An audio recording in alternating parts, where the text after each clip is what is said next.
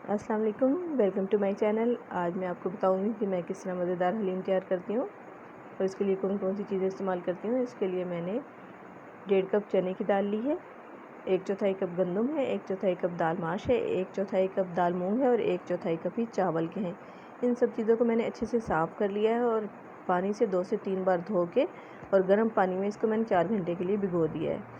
अब हम कौरमा तैयार कर लेंगे। इसके लिए मैंने 300 ग्राम बोनलेस बीफ लिया है, एक प्याज ली है, 6 से 7 जवे लहसुन के हैं, 1 teaspoon red chilli powder, 1 tablespoon coriander powder, 1 teaspoon salt और 1/4 टीस्पून हल्दी का शामिल किया है। 2 गिलास में मैंने पानी के शामिल किए हैं और हल्की आंच पे इसको गोश्त गलने तक और पानी खुश्क होने तक मैं पकने के लिए रख दूँगी। दूसरी साइड पे हम दालों की तैयारी कर लेते हैं। 4 घंटे के लिए मैंने जो भिगोई थी दालें, उनका पानी मैंने निकाल दिया है। अब दालों को मैंने एक पैन में शामिल कर दिया है। इसमें गंदम, दालें, चावल सब कुछ है। एक ही दफ़ा में हम सब चीज़ें बॉईल कर लेंगे। अब इसमें मैं पानी डाल दूँगी बहुत अच्छे से, 6 से 8 गिलास, और रेड चिली पाउडर इसमें 1 टीस्पून भर के है, 1 टेबलस्पून इसमें हल्दी है, 1 टीस्पून सॉल्ट है।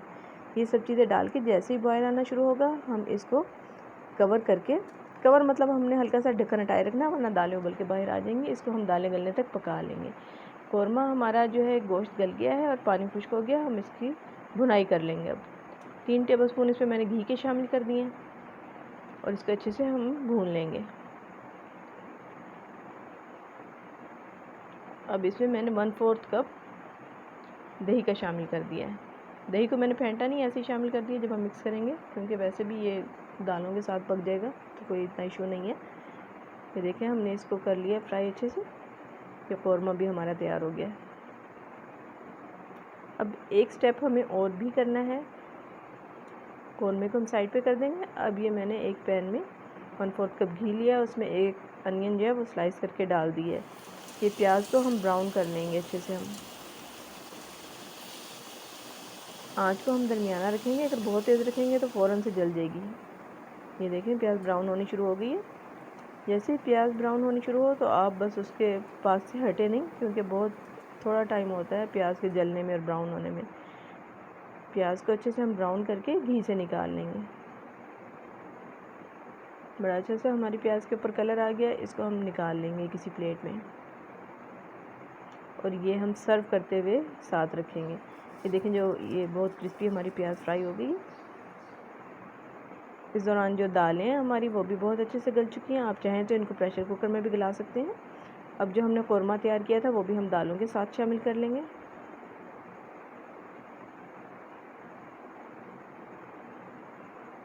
इसको अच्छे से मिक्स कर लेंगे।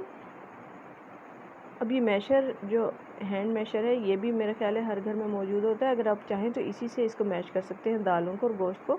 लेकिन मैं थोड़ा सा इससे करके और उसके बाद इसको ब्लेंड कर लूँगी। ब्लेंड में बहुत इसका पेस्ट नहीं बनाऊँगी, बस इसको हल्का सा ब्लेंड कर लूँगी। थोड़ा सा ठंडा कर लें, उसके बाद ही इसको ब्लेंडर में डालें। ये देखिए, अब हम थोड़ा थोड़ा करके इसको ब्लेंडर में डाल के ब्लेंड कर लेंगे। ये सारा मैंने इसको ब्लेंड कर लिया। 1 टीस्पून इसमें मैंने दोबारा से इसको मैंने पकने के लिए चूल्हे पर रखा है और गरम मसाला पाउडर का शामिल कर दिया। और जो घी मैंने वो प्याज फ्राई किया था उसको दोबारा से गर्म किया घी को, और वो इसके ऊपर मैंने शामिल कर दिया है। ये देखिए, मज़ेदार सा हमारा हलीम बिल्कुल रेडी हो चुका है। मैं आपको दिखाती हूँ। ये इसमें जो आपको दाने नज़र आ रहे हैं, ये गंदम के दाने हैं जो खाते हुए बहुत अच्छे लगते हैं। अब इसके लवाज़मात में हरा धनिया, पुदीना, हरी मिर्चें और अदरक बारीक कटा हुआ, और लेमन को हम साथ सर्व करेंगे और साथ ब्राउन प्याज को सर्व करेंगे। थोड़ी सी चीज़ें हम इसके अंदर भी डाल देंगे और इसको अच्छे से मिक्स कर लेंगे। मेरे स्टाइल में मज़ेदार हलीम तैयार हो गया है। ज़रूर ट्राई कीजिएगा, और रेसिपी अच्छी लगे तो चैनल को सब्सक्राइब कर लें। Thanks for watching.